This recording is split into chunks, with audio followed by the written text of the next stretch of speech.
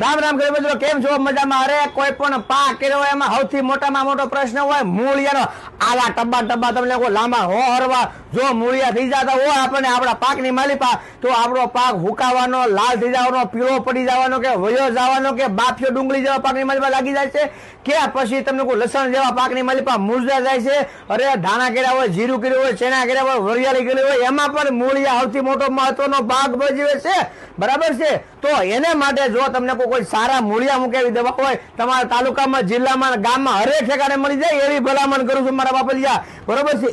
ASL નું urban આમાં શું આવશે તો કે ભાઈ કાર્બન પણ આવી જશે 50%, બાયો પોટાશ પણ આવી જશે, નાઇટ્રોજન પણ આવી જશે, અને માઇકો રાજા પણ આવી જશે. એટલે કે તમારી જમીનને કુણી ગાભા રેખી પોચી અને ભરભરી બનાવી રહેશે. તમારે પાકની માલિપા તમે જે પાક કર્યો છે પાણી પાવ અને પરખે જે તમને કોઈ આપણા પાળા છે એ જે તમને કોઈ એકદમ ધોળા ફૂલ રેખા થઈ જાય છે, એમાં ક્ષાર બાજી જાય છે ને, એટલે સમજી લેવાનું કે આમાં ફર્ટિલાઇઝર વધી ગયેલું છે અને કાર્બન અને માઇકો રાજાની ખાસ જરૂરિયાત છે. ત્યારે તમારે એને આપી દેવાનું છે. અર્બન AS કંપનીનું આવશે, SS કોર્પોરેશનનું જબરજસ્ત જોરદાર તોડી નાખે એવું પરિણામ મળશે તમને.